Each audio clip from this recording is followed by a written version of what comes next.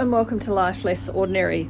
Today what I'm going to be doing is planting my seeds. So that means I need to use my mix. I'll link down below how I make up my seed raising mix and my potting mix using a few different very simple ingredients.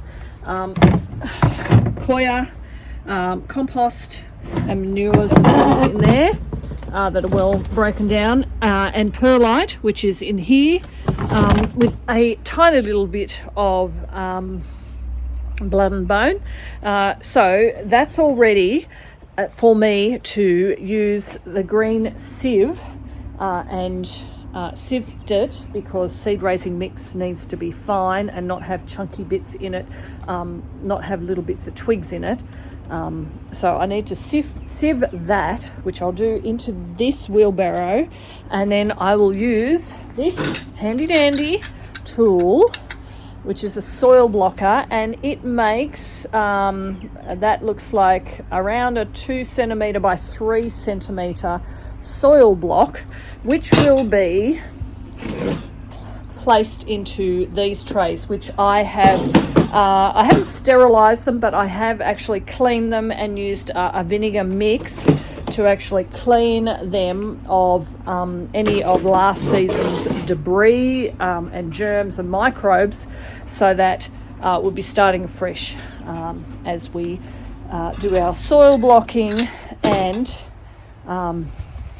using our seeds.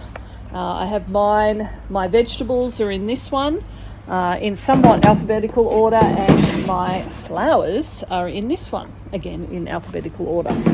So that is the plan for what I'm going to do today. Plus, I picked up a couple of more boysenberry canes.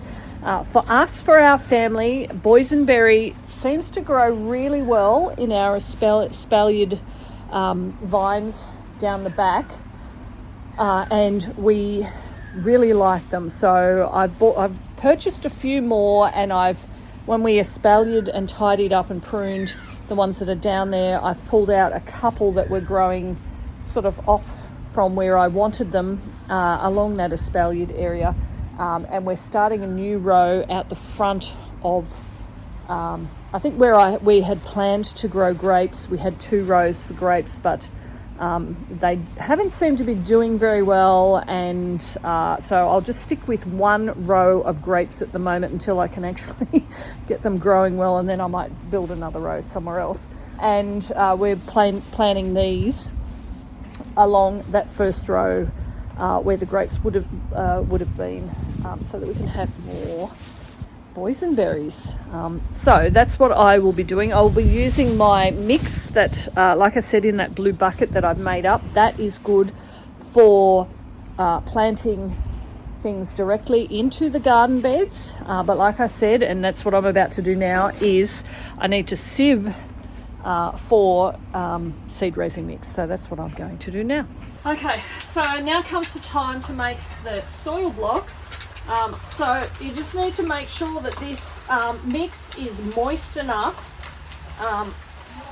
so quite damp is how I would do it, and fill that up, okay, and then pop it over here, and then it's just a matter of squeezing that up, and then you have your soil blocks.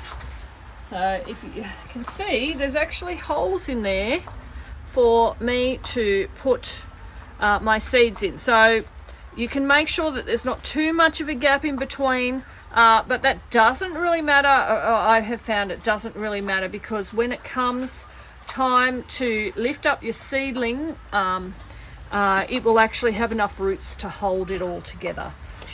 So this is how I make my soil mix and make my soil blocks.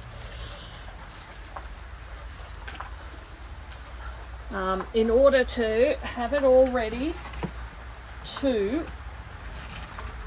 put my seeds in. I just made a mess of that one there a little bit, but that's okay. So you can see we have straight sides, and I can get quite a few, and I've got 4 in each one, get quite a few in. And even with the smaller trays that are there, the narrower trays, which actually are bases for rectangular pots, but I happen to buy those for this purpose. I can put 2 soil blocks, a row of 2 in there, and get quite a few. So the next step would be making this up, getting the seeds. Before that though, have your tags or something, whether it's bamboo spoons or bamboo skewers, tiny ones that have a little bit of a tag on the end of the top of it, or a little bit of space to write what it is that you're actually planting. There are some plants that are easy to distinguish what they are by the leaves as they germinate, but use my experience of not labeling and trying to figure out what they are, and do yourself a favour and label what you plant. So you may not necessarily do a label for each one. If you're making a row of lettuce, a row of onions, you could just put one over to the side, so that you know what it is.